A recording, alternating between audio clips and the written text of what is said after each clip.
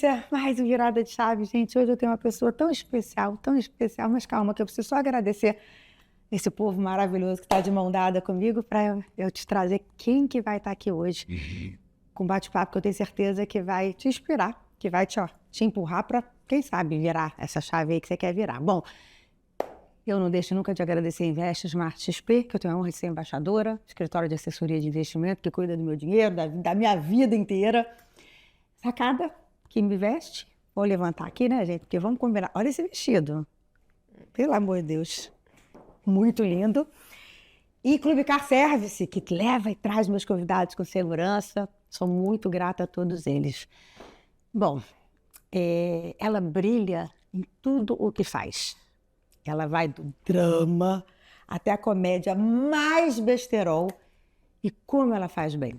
Teve um momento na vida dela, descobriu um câncer nas glândulas salivares, mas ela ressignificou de uma maneira muito bacana, porque a gente vê, aparentemente, uma fortaleza. Mas será que é isso mesmo? Vamos saber dela? Ai, que honra! Loló, Heloísa Perecer. Obrigada! Que beleza te receber hoje. Fique aqui à vontade, vou trocar um pouquinho de lugar. Vambora. Lolo, em primeiro lugar, obrigada, né? Imagina, eu te agradeço, adorei o convite. Finalmente conseguimos. Finalmente conseguimos, porque essa mulher não para. Tive a honra de assistir o espetáculo dela com o Marcelo Serrado outro dia. Muito bom. Vocês estão em cartaz ainda? Não, a gente está agora viajando, fizemos uma temporada longa aqui no Rio. Eu vou fazer a novela agora, então dei uma parada e ele vai continuar com Letícia Spiller, algumas cidades. E ano que vem eu volto com ele em São Paulo. Gente, é muito bom. É muito bom. Agora, qual a novela que você está fazendo? Vou fazer Eta Mundo Melhor, que é uma continuação de Eta Mundo Bom. E é comédia? Teu personagem é de comédia? É a primeira vilã que eu vou fazer na minha vida. Tô falando? Então, mas eu tô falando, essa mulher já é drama, é comédia, agora é vilã, que maravilhoso! E eu tô muito animada com esse convite que eu recebi do Alcir e da Amora. Então, tô muito animada com essa experiência que eu vou ter agora. Já tô ansiosa pra te ver. Já tô lendo, é muito legal. Eu me lembro, trabalhar com crianças, né? Vou ser a dona de um orfanato, então... E vai ser ruim? Você vai fazer maldade com criança?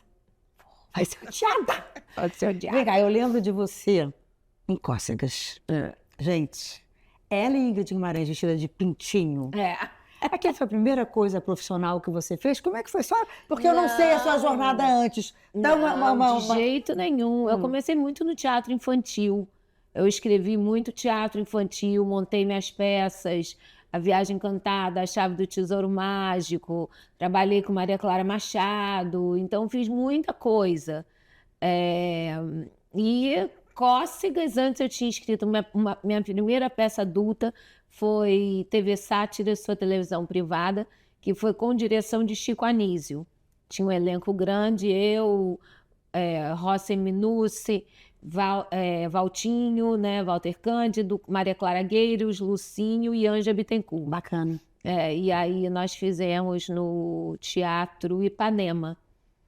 E aí eu me lembro que a Maria Clara foi assistir a peça, era uma peça de esquete, era uma televisão muito fumbrega, né? Então eu era dona da televisão e eu fazia todos os personagens junto. Eu só tinha 6 pessoas na televisão que faziam todos os personagens, as novelas, o programa infantil, o jornal, era tudo sempre as mesmas pessoas, as entrevistas, porque eles não tinham dinheiro. Texto seu? Texto meu. E quando Maria Clara acabou de assistir a peça, ela veio falar, ela falou, e aí, Clara, você gostou? Ela, parabéns, eu só quero te pedir uma coisa agora. Aí eu falei, diga, ela, escreve uma peça.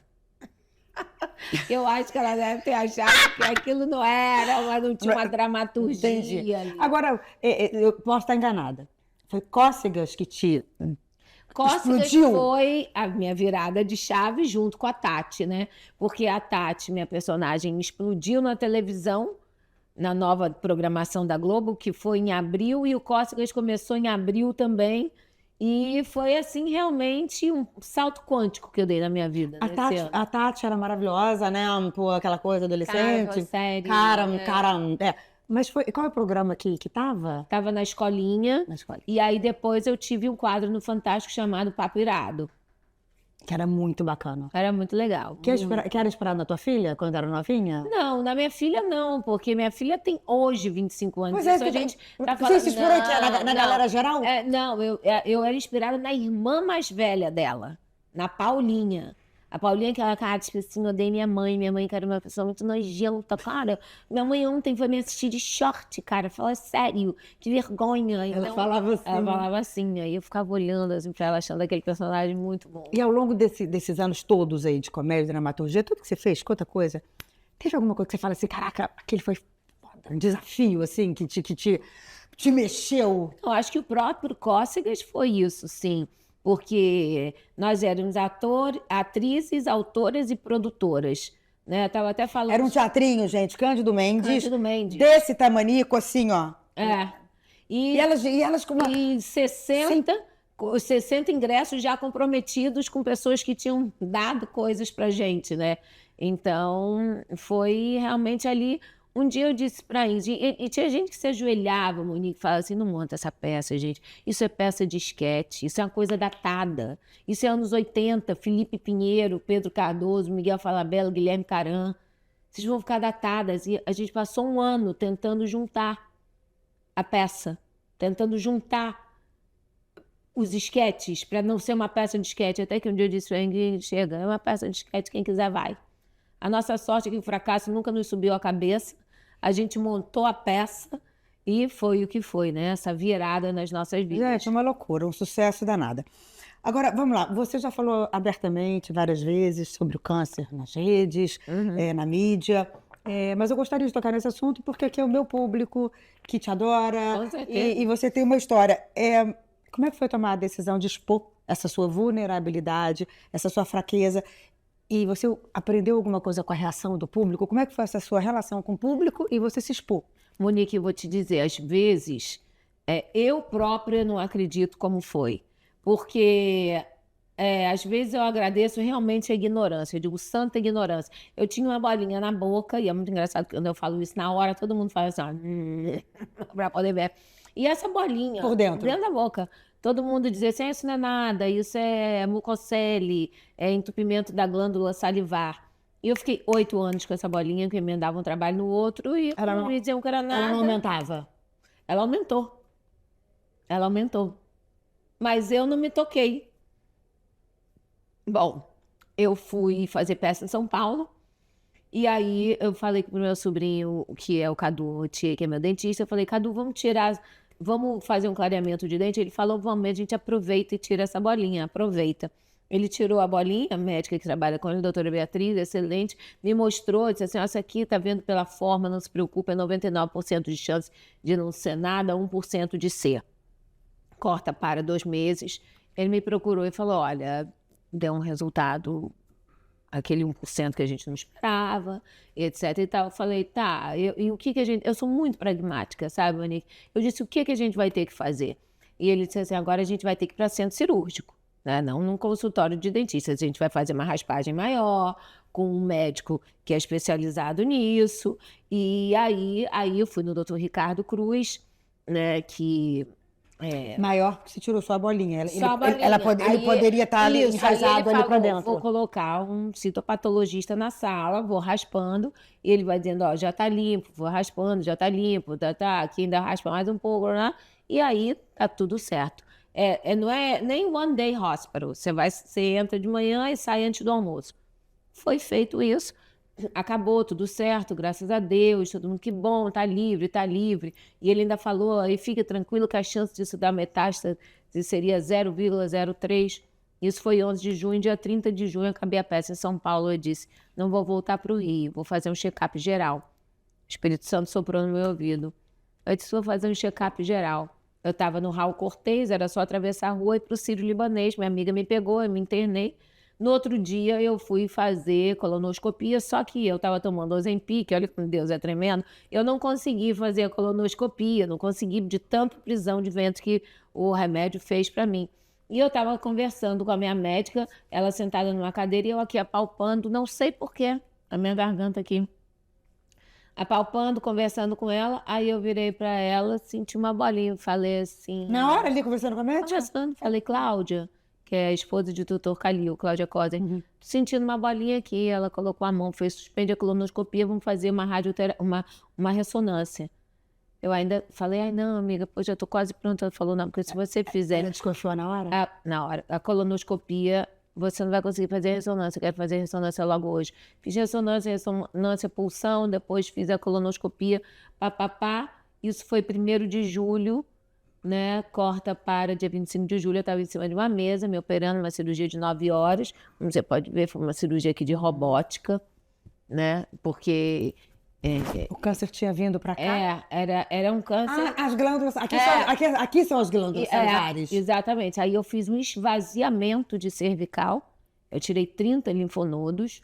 4 já estavam comprometidos. Isso aqui hoje é enxerto. Tá, que ficou perfeito. Perfeito, mas você não sentia nada? 30 linfonodos. Amor, deixa eu te contar. Linfonodos são bolinhas que vão dando, carocinhos, né? Não. Todo mundo tem linfonodo. Só que eles tinham 4 que já estavam comprometidos. Okay. Então ela fez uma limpeza total. Total. Ele, o médico, né, Dr. Kowalski, fez uma limpeza total. E depois disso... Isso aqui é tudo enxerto? Isso daqui é enxerto. Perfeito. Ficou perfeito. Tá perfeito. Dr. Carlos Herman. Isso aqui dela tá certinho. Antônio Carlos Herman.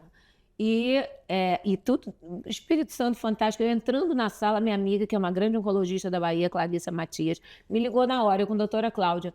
Lolo, tem um cirurgião plástico na sala? Eu falei, Cláudia, tem um cirurgião plástico na sala? Ela falou, não.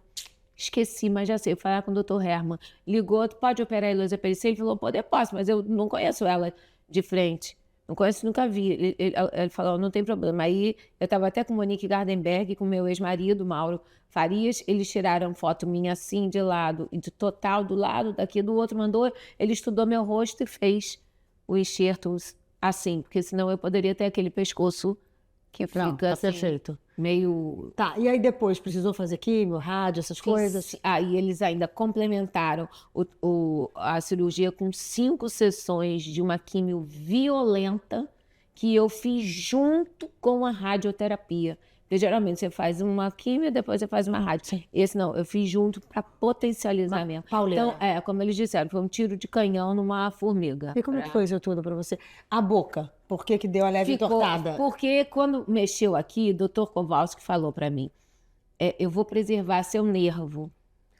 E ele realmente preservou, eu sei, porque nós já fizemos várias ressonâncias e o nervo está ali. Mas eu acho que a radioterapia, ela deu uma paralisada, sabe? Sim. Então, por exemplo, eu tenho um riso tortinho hoje, assim, que eu conserto, já faz essa... Deu uma leve puxadinha, ficou perfeito. Como é que foi isso para você? Porque é pesado, né? Assim, um diagnóstico de um câncer, isso tudo é uma coisa que a gente não quer passar. Não. E quando acontece? Como é que foi? Você falou que é muito pragmática, você muito. Sempre foi muito religiosa? Você sempre muito foi? religiosa, sempre. Hoje mesmo eu estava falando isso com Isabelle Drummond. Sempre fui isso. É uma coisa que permeou a minha vida, que permeia a minha vida, que é o norte da minha vida. Entendeu? Eu realmente... ter, assim, a busca da consciência de que essa vida aqui é uma passagem, né? E é uma passagem de todos nós, já estamos com a passagem de volta comprada, com assento marcado. E por que eu digo a passagem de volta? Porque eu não acho que nós somos seres materiais que vamos ter uma experiência espiritual. Nós somos seres espirituais que estamos tendo uma experiência terrena. Então, a gente vai voltar. Isso é a única certeza que todo mundo sabe. Às vezes eu olho minha mão e digo assim, daqui um dia essa mão não vai estar aqui. Não vai estar aqui, não vai estar aqui. Como tantas pessoas que passaram por essa cidade, pessoas que a gente amava, que a gente conhecia. Você sabe que outro dia eu estava passando em algum lugar com meu marido e a gente viu um lugar que o pai dele amava. Já não está aqui mais. Eu falei, Léo, que louco, né? A gente está aqui falando, olha, meu pai amava. Daqui a pouco, daqui a um tempo, vão estar os meus filhos falando isso. Exato. E daqui a um tempo, daqui a 100 anos, não tem mais eu, não tem meus filhos. Vão estar usando a minha casa, vão estar usando as minhas coisas e ó, acabou. Exato. Então, quando eu tinha 25 anos, eu fiz uma oficina de roteiro na Globo e um dos meus professores foi Luiz Carlos Maciel, que também já não está mais aqui. E Luiz Carlos me apresentou Castanheda. Eu li toda a coleção de Carlos Castanha, da Erva do Diabo, E uma coisa que tinha na Erva do Diabo, eu acho muito interessante, que às vezes a gente lê um livro para uma frase ficar na tua cabeça, né? Essa eu nunca mais esqueci. Que a morte, você estica a sua mão esquerda, você passa a mão na cabeça dela. A gente estica a mão esquerda e passa a mão na cabeça da morte. Então, eu trouxe isso para a minha vida de ser verdade. A morte é uma coisa que nos acompanha sempre. E a morte, ela é quântica. Ela está para mim, como está para o entubado, como está para o recém-nascido, como está para a criança. Não tem quem. Você não tem um que você diga, ah, ele vai primeiro. Você não sabe, amor. Ninguém tem essa capacidade de dizer. Você não tem medo da morte? Eu não tenho medo da morte. Ao contrário, eu peço a Deus uma boa hora de morte todos os dias da minha vida. Estava falando agora com o Gisela vindo para cá. Eu falei, Gi, para mim a morte é igual igual meu pai pensava. A velhice para o meu pai era morte. Se ele tivesse que ficar de cadeira de roda, ou usando fralda, ou precisando de alguém para ajudar ele, isso seria morrer. Então eu acho que o dia que meu pai quis ficar em pé e a perna dele não firmou e tudo, eu acho que naquele momento, sei lá, uma combinação que ele tinha, ele deu uma autorizada dele ir. E no dia seguinte... Assim eu não quero ficar. Ele autorizou, assim, um impacto, talvez, que ele tivesse mesmo. E no outro dia ele levantou para passar um e-mail para minha mãe e ele caiu de cara no chão. Então, a gente não sabe se ele caiu ou se ele tropeçou, ou se a perna dele, né? Só sei que ele caiu. E aí, ao longo do dia, né? Minha irmã buscou ele em casa, né, eles estavam na casa deles. E, de repente, meu pai começou a falar coisas desconexas, levantar a mão, fazer coágulo, alguma coisa. Quando fez o exame, tinha dado um coágulo. E como ele já estava com a saúde um pouco debilitada, o médico falou, olha, se ficar o bicho come, se correr o bicho pega, se ficar o bicho come. Se operar, pode ser que ele tenha chance, embora a saúde dele já esteja, que ele tinha uma espécie de leucemia, já esteja muito debilitada. Agora, se não operar, com certeza... alguma coisa vai... Entendi, vai chegar... vai chegar o momento dele ir. Exato. Aí optamos por ele operar e realmente ele ficou em coma 1 mês e... porque era isso, né? Era isso. Era a hora, Você né? acha que o que te segurou nos momentos... Eu acredito que por mais que você seja objetivo, você aparenta ser uma mulher forte, não é fácil. Você acha que foi a fé que te segurou? Foi a tua família? Foi as tuas filhas? São duas meninas, não é isso? São 2 meninas, a Luísa e a Tonton, a Antônia, né? Artistas as duas? São artistas. A Luísa agora arrebentou com o rap do... O trap do trepa-trepa, né? Ou sua mãe da trepa-trepa. Então, Tom cantora. Conhecida como a mãe da trepa-trepa depois de toda a minha carreira. Algo que me reduziu, mas eu acho ótimo. E a Tonton é verdade. E a Tonton, que tem 18 anos, que eu digo que eu tenho 2 filhas, né? Beyoncé e Billie Eilish, porque elas são totalmente diferentes. É Ivete Sangalo e João Gilberto. Eu vi essa semana, você postou uma coisa com a Tonton, ela é toda... Ela é toda Convida, doce. Tonton! Convida! Ela é toda doce pro show dela. Eu vou organizar um panfleto que eu vou postar depois. Nossa, que diferença da Luísa, né? Nossa, Luísa, sou eu 2.0, né? A versão 2.0, sou eu digital. E você teve isso nessa época? Tipo, minhas filhas, a fé. O que te segurou na época? Não sei, assim, eu sou uma pessoa assim, muito tranquila, sinceramente, em relação as minhas filhas, eu não sei, talvez eu tenha um excesso de dose de otimismo, mas eu não tinha, eu criei minhas filhas para eu poder morrer em paz, sabe? Eu sei que minhas filhas, elas vão saber se virar, não sei, eu creio que já o caminho delas é lindo, vai ser lindo, as portas vão se abrir. Isso atrai, né, gente? Olha aí, isso atrai. Eu sou uma mãe, elas têm uma mãe que ora pelo espiritual delas. Eu dobro o joelho pelas minhas filhas todos os dias e mãe de joelho, filha em pé. Então, as minhas filhas, Nossa, primeira coisa... Mãe de joelho, filha em pé, que lindo isso. A primeira coisa que minhas filhas escutaram de mim, do que elas escutaram quando elas chegaram nesse planeta, foi o Salmo 91. Aquele que habita o esconderijo do Altíssimo, a sombra do Onipotente descansará à direita. Meu Deus, tu é minha fortaleza, meu refúgio, Deus em quem confio. Então, é um salmo que diz: 1000 cairão ao teu lado, 10.000 à tua direita, tu não serás atingido, porque os meus anjos darei ordem que cuide de você, praga nenhuma chegará à tua tenda. Foi a primeira coisa que eu quis que elas ouvissem chegando aqui, porque eu quero que minhas filhas tenham a certeza de que existe um Deus que você pode chamar, o outro vai chamar luz, o outro vai chamar pai, um Deus pai, mãe. Alguém vai chamar o se- universo. que se você pedir pão, não vai te dar pedra, que a gente veio do amor e que essa conexão E você, a conseguiu fazer isso com Eu elas? Elas têm essa levei. fé, porque você irradia isso, né? Você irradia elas- esse otimismo e essa fé. Você conseguiu passar? Porque nem sempre a Eu gente consegue. passo isso para elas. Levei a igreja durante um período. Eu hoje mesmo já não tenho igreja, não tenho religião. Hoje, se você me pergunta como eu me autodenomino, eu digo cristã, né? Mas não tenho uma religião. Não sou espírita, não sou evangélica, não sou católica. Não, sou cristã mesmo, né? Você misturou tudo que você acredita e fez a sua Eu própria. creio em Cristo, eu creio no religare. Eu não sou religiosa pelo lado do dogma, eu sou pelo religare, entendeu? Para mim, Cristo, realmente acho que talvez o pecado tenha entrado no mundo por um homem e saiu por ele. E não, a única coisa que eu sei da minha vida, além da morte, é que eu sou necessitada da graça. Somos todos necessitados da graça. E a graça realmente não é o que para mim, mas a graça é quem? E é Jesus Cristo que hoje funciona como um advogado para as pessoas quem escolhem que ele represente, entendeu? E como é que você fortalece esse autoconhecimento? O que você faz Oro. para você manter a sua vida, para se olhar, para ficar calma? Você tem esses momentos? As Tenho, práticas? claro, oro, as práticas, isso é fundamental o que você falou. Oro, leio, procuro. Agora eu vou fazer um programa. Ah. Vou fazer. Eu nunca ouvi tanto na minha vida. Nossa, Lolo, como você tá bem, como você tá bem. E se você pega fotos minhas antigas e pega hoje, realmente hoje eu estou muito melhor. Eu estou muito melhor porque eu me sinto muito melhor. E para mim, hoje, o melhor significa uma saúde completa. E o que eu quero dizer com isso? É a harmonia entre seu corpo, mente e espírito. Então, nós somos três bocas. Você tem que ver o que você alimenta, porque você é o que você come, mas você é o que você lê, você é o que você assiste, você é o que você crê.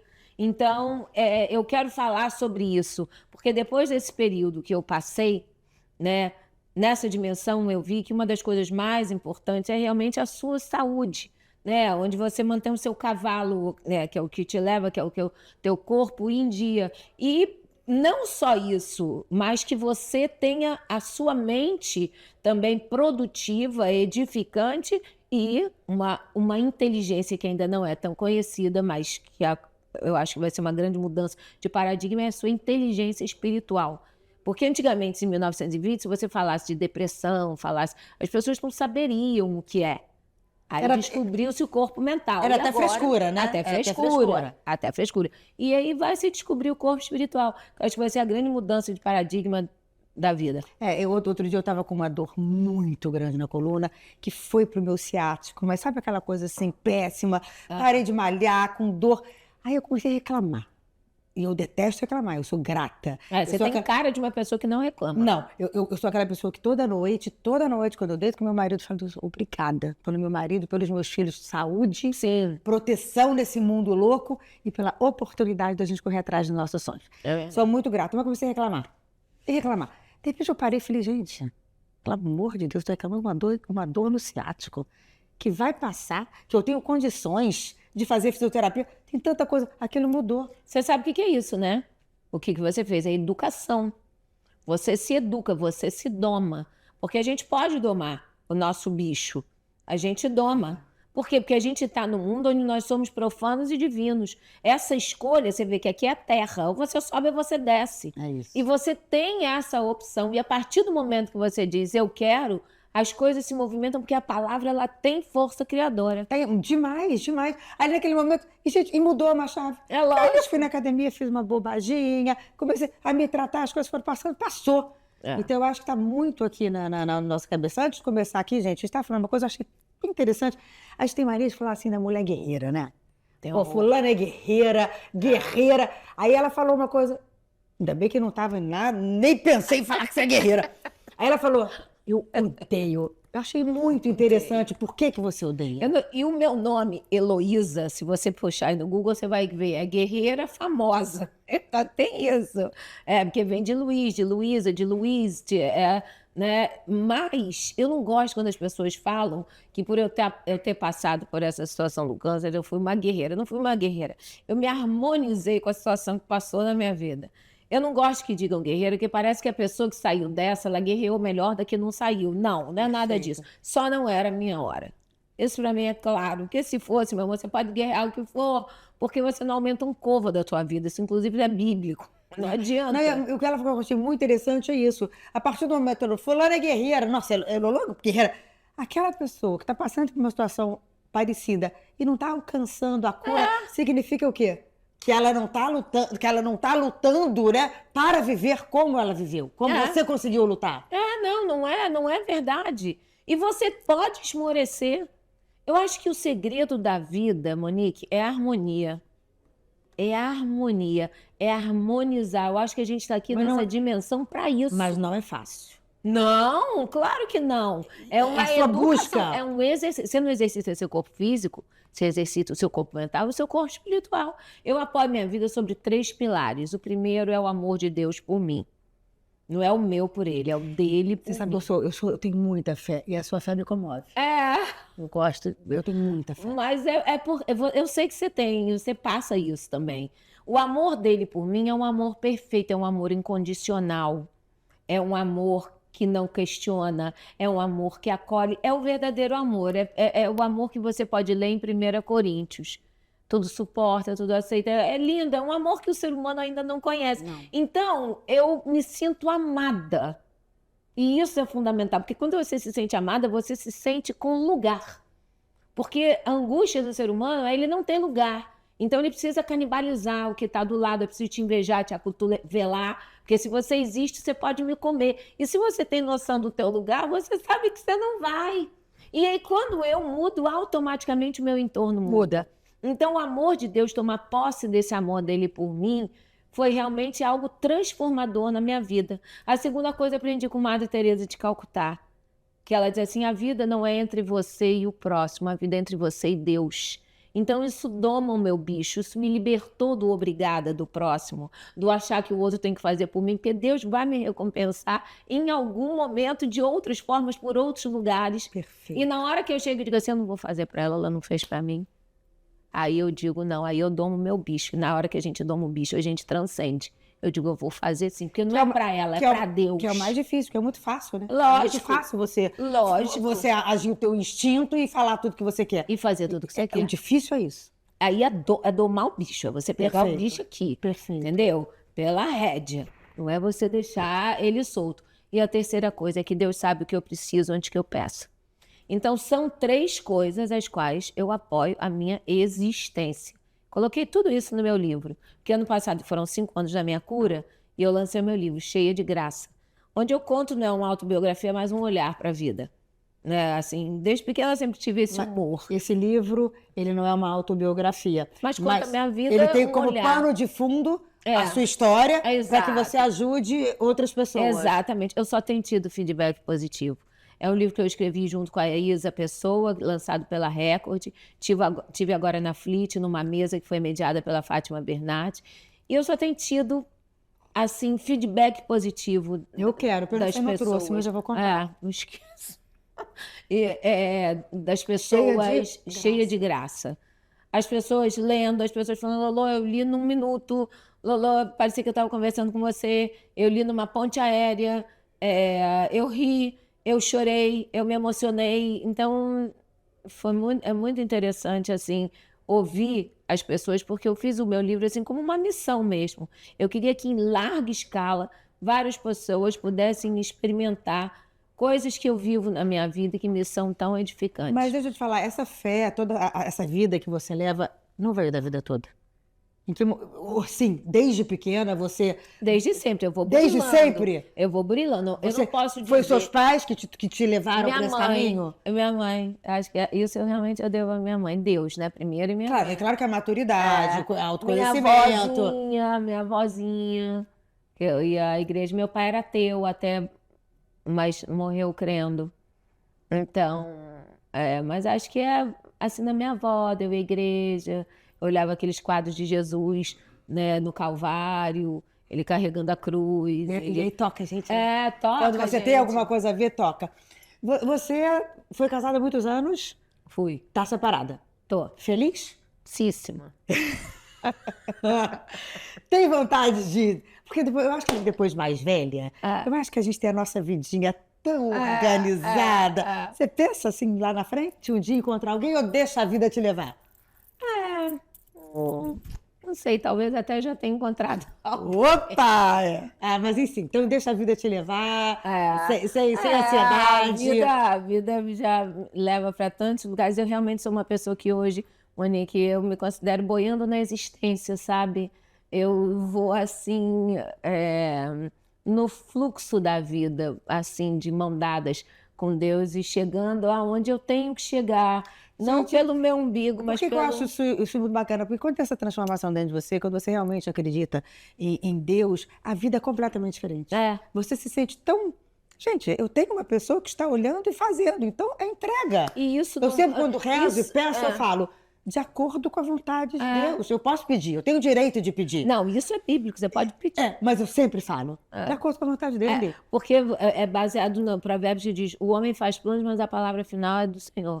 E é de Deus. E é assim que a gente tem que orar mesmo. Você apresenta as suas petições, mas você sabe que a palavra final é o que ele vai decidir e é o melhor. Porque não existe o nosso umbigo. Eu acho que tem o nosso umbigo e o umbigo coletivo. Então, eu acho que o umbigo coletivo, que é o universo, né, desse universo que a gente... Spinoza tem uma frase maravilhosa. As coisas nos parecem absurdas ou más porque delas nós temos um conhecimento parcial e nós somos completamente ignorantes quanto à ordem e à coerência da natureza como um todo. Então, a gente não sabe como gira, mas a gente faz parte dessa grande máquina. Então, às vezes... A gente não sabe como gira, mas é a fé que nos dá segurança. Dá segurança. E você, eu tinha uma impressão lá atrás, que você era toda ligada, toda ansiosa. Você tem alguma coisa de ansiedade? Sim. Você é ansiosa? Não, eu sou uma pessoa bem ansiosa, sou uma pessoa muito ligada, sou uma pessoa... Mas hoje em dia eu lido com a minha ansiedade de uma forma diferente. Como é que você liga? Me ensina. Não, eu Porque eu sou muito ansiosa, eu ainda tô buscando uma maneira de lidar. Porque, por exemplo, eu não consigo meditar. Sei. Não consigo. Você consegue? Consigo. Consegue? Consigo. Sempre conseguiu ou foi difícil no início? Me explica. No início é uma educação. E eu não tive, Não a dá. paciência de Outra seguir. coisa que eu digo às pessoas, não tem de dar passos gigantescos, não. Medite 1 minuto, medite 2, medite 2,5, Eu acho que medite é isso. 3. Eu sempre fico medite, naquele foco. sabe? Preciso fazer 20 minutos. Cara, eu já começo a olhar pro relógio. Não dá. Eu sinto que eu É preciso como dar se uma você virada de chave fosse nesse um aspecto. bebê, entendeu? Não adianta você chegar pro bebê e enfiar a feijoada. Não, você vai primeiro dar leite, da leite você vai dar uma coisa mais pastosa, da pastosa você vai dar uma frutinha, aí você vai... E assim é em tudo, porque nós temos, eu acho, em vários corpos, entendeu? Então, às vezes, você é muito evoluída numa coisa, em outras vezes nem tanto. Fora que eu acho que a gente tem uma criança que demanda da gente a vida inteira e ela a gente tem que aprender a lidar e saber dar colo, para a gente poder ter até um adulto mais equilibrado. E o que mais que você faz para a sociedade? Meditação, oração? Eu oro todos os dias. Meditar nem sempre eu medito, mas gosto muito de ler. A oração te acalma? Acalma. Quando você está mais ansiosa, Acalma. se você para orar, você sai diferente? Acalma. Uma oração que eu oro todos os dias é o Pai Nosso. Eu oro o Pai Nosso com uma respiração. Assim, ó. Eu uma vez cheguei à conclusão assim que o Pai Nosso respira pelas frases de Pai Nosso. Eu falo assim, Pai Nosso que estás nos céus. Eu inspiro, porque eu penso nos céus. Santificado seja o vosso nome. Venha a nós o vosso reino. Aí eu acho que está falando daqui. E a respiração faz toda a diferença para assim, na terra, tirar da ansiedade, como no né? céu, sabe? Eu acho que o Pai Nosso ele tem uma respiração. O pão nosso de cada dia nos dai hoje. Aí quem vai perdoar nossas ofensas? Ele aí se inspira. Aí a respiração é tudo, né? Às vezes eu estou ansiosa, eu respiro e realmente passa. Tudo. Vamos falar agora da parte estética? Como é que você se cuida? Conta os seus segredos de beleza. A gente gosta de saber tudo. Atividade física. Todos os dias eu faço atividade física. O que você faz? Todos os dias. Eu faço segunda, terça e quarta musculação. Quinta, eu faço beach tênis e ando. Nesses outros dias eu ando todo só na esteira inclinada. Não corro mais. Na sexta eu faço sapateado e às vezes E que é muito legal fazer atividades diferentes, né? Porque senão o seu cérebro acostuma com a isso, mesma coisa. Porque você faz coisa diferente, funciona até para a cabeça. Não, e até o sapateado eu faço mais pelo tum-tum, tum-tum, tum-tum. para poder o ritmo, para poder, sabe, colocar a cabeça para pensar em outros lugares. Eu não sou uma pessoa de monotonia, não, Monique. Eu preciso de variar. Agora, vamos falar da nossa profissão, né? É um ego muito grande. Como é que você faz com isso? Eu penso, Pode ser, né? mas eu sinto isso, né? Uma escravidão da aparência, da Olha, vaidade. Newton Bonder diz uma coisa certíssima. Ele fala, ego na gerência, nunca na chefia. Então, quando você sabe dar o seu ego o lugar dele, ele não vai te atrapalhar. Ele vai te ajudar. Agora, é você, claro, né? Mas aí você se blinda, você não se deixa contaminar. E o nome disso é atenção. Não é que eu também não me deixo, que eu sou a Buda, que eu... Não, às vezes eu sou tragada. Por isso que eu te perguntei se você é ansiosa ou não, porque você fala com uma segurança, com uma fé, com uma... parece um equilíbrio. Só que é muito importante que não é assim. Ela é ansiosa, ela tem mil questões. Mas a questão é o cuidado com esse autoconhecimento, é o cuidado com essa evolução que você tem. Essa tensão.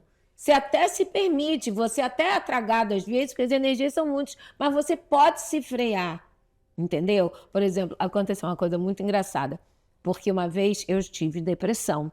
Então, a pessoa que tem depressão, eu digo que ela tem um monstro atrás da moita, né? É um monstro que você tem que estar atenta, porque esse monstro pode sair, ele está ali, às vezes dorme, até acha porque que morreu. eu também já tive, a pessoa que já teve, ela tem uma tendência depressiva, tem que estar sempre de olho. De olhinho, né? Isso, porque não pode voltar. Menospreze, claro. Algum gatilho pode fazer voltar. Exatamente, já voltaram vez ou outra. Exatamente. E aí, eu tinha dado uma entrevista falando sobre isso, né? E essa entrevista, por algum motivo, no Fantástico, não foi no ar. E passou-se tanto tempo que eu tive o câncer, né? E acabei dando, depois do fim do meu tratamento, uma entrevista falando sobre o câncer, né? E aí, na sequência, meio que começa o Covid, eu peguei o Covid também. Então, eles me ligaram falando, Lô, você não quer falar do Covid? Eu disse, amor, vai ao ar agora, que já me falaram, a entrevista é depressão. Depois vai passar eu falando do câncer que acabei de passar. A Heloísa tem coisa... Ela ri de quê? Né? Qual é a graça que ela vê na vida de tudo isso que acontece para ela? Pois é, mas então fala isso. Você é uma pessoa absolutamente normal, com todas as dores da mulher? Todas as dores da mulher. Na menopausa? Todas as dores. Com todos os sofrimentos? Questionamentos. Eu consegui. Agora eu faço reposição hormonal, né? E eu acho que muita gente que não pode, né? Eu entrei num acordo com o meu médico, eu disse, chegou uma hora que eu disse, a menopausa está me nocauteando. Não tá nem... Você está fazendo isso para preservar a minha vida, mas tem uma hora que não vai valer viver. Então, mas eu acho perfeito você falar e tocar nesse assunto, porque esse medo, essa coisa que as pessoas têm, acaba tendo uma qualidade de vida horrorosa, porque a menopausa, fora que, em muitos casos, não fazer reposição hormonal é até mais perigoso, porque você pode desenvolver problemas cardiovasculares, osteoporose, que é a maior a maior causa de morte dos idosos. Então, assim, só que cada caso é um caso. Ela teve um câncer, então a coisa tem que ser feita com um mega profissional. O que eu falo? Façam seus exames sempre. Não tome remédio da zorra da tua cabeça. Vai no médico, procura orientação. Um médico atualizado. Porque tem médico antigo que é super preconceituoso e não entende que as coisas mudaram. Exatamente. Tudo mudou. Vai num excelente médico atualizado. Mas assim, quando a gente, né... As pessoas veem a gente bonita, atriz, não sei o quê, fazendo publi, acha que a vida é mil maravilhas. Ninguém sabe o que está lá por trás. Isso. Eu acho que a grande diferença é o que você faz com isso. Tem dia que eu acordo péssima. Tem dia que eu acordo angustiada. Tipo assim, que preguiça de viver. É verdade. A questão é que eu não fico lá. É isso que você faz. Eu vou pra academia. É exatamente isso que eu faço. Eu chamo isso de domar o bicho. O bicho está solto. Tá rugindo ao redor. Você tem que estar atento. Porque ter tudo, aparentemente, né?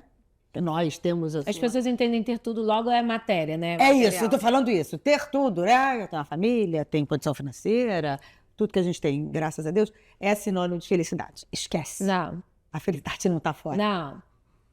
Se você não é feliz aqui, se você não acha lá... E é difícil. A saída para dentro. É isso. Se você não descobre essa felicidade, independente do que acontece lá fora, você não vai ser feliz nunca. Você vai ter tudo, você não vai ter nada. E vai ser mais angustiante ainda, porque quando você não tem, você consegue colocar a culpa na matéria. Eu não sou feliz porque eu tenho isso, porque eu tenho aquilo, porque eu tenho aquilo. E quando você tem tudo e você não encontra essa felicidade, você diz aí, e agora? Onde é esse buraco? Você sabe que a ciência da felicidade fala que a felicidade, se você imaginar uma pizza, não sei se você já deve ter visto isso, 40% da felicidade ela é genética.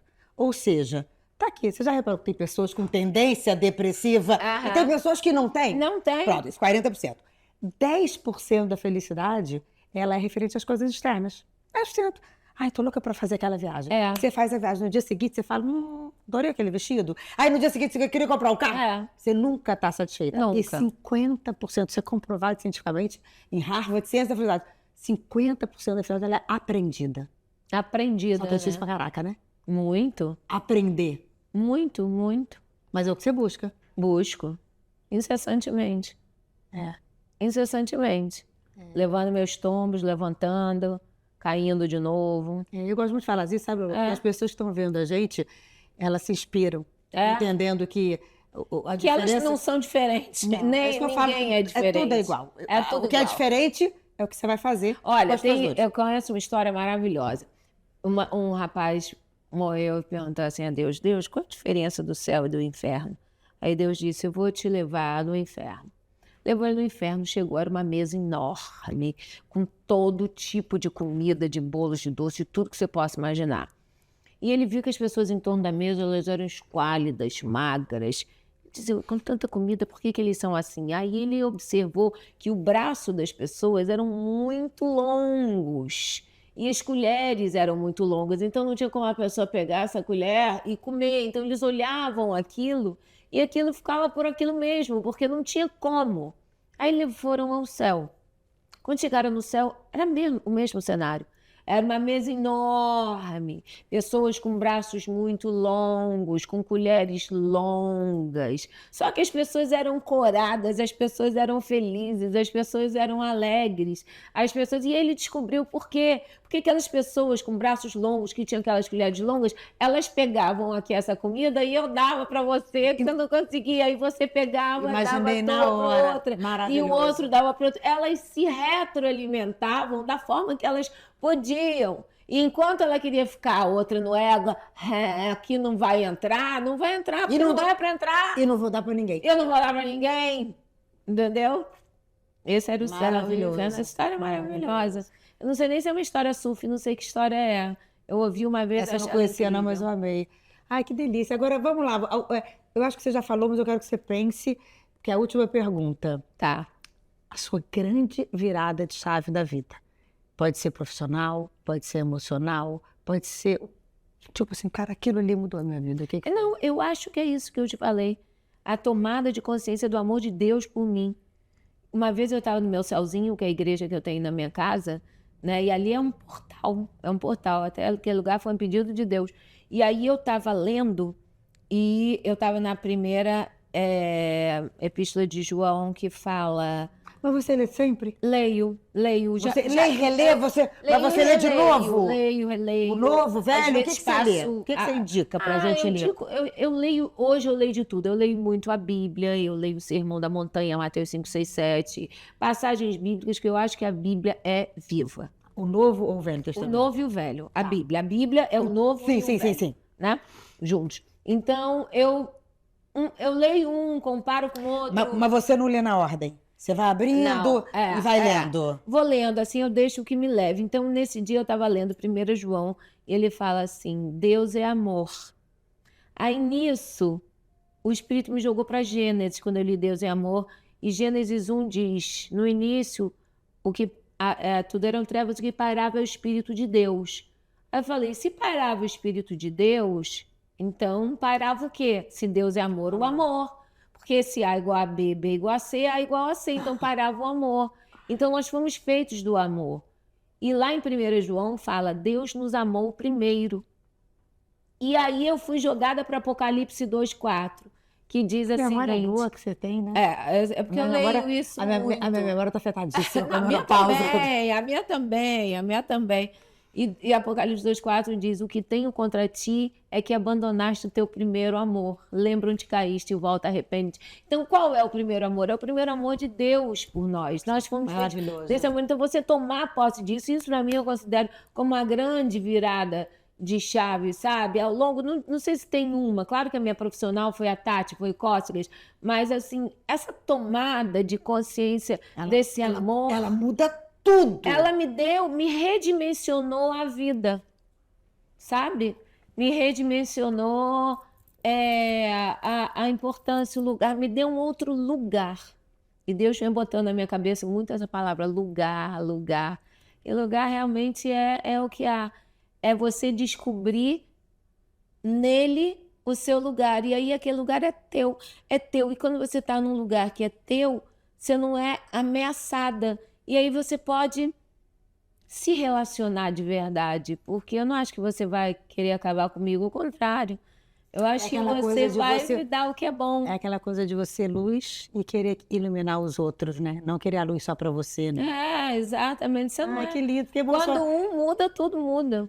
Eu já sabia que você era especial, mas eu acho que essa sua fé... Não, eu tô falando sério, essa sua fé é bonito de ver.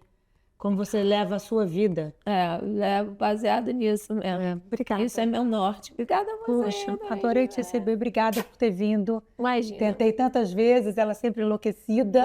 Mas Graças hoje a rolou. Deus. Graças a Deus, é muito trabalho, isso é bom, vamos te ver. Graças a Deus. Tá bom. E como, Monique, eu estava te falando, para mim, definição de fé hoje, se eu trouxer para os dias de hoje, né? O que eu digo assim? Fé na Bíblia, certeza das coisas que você não vê.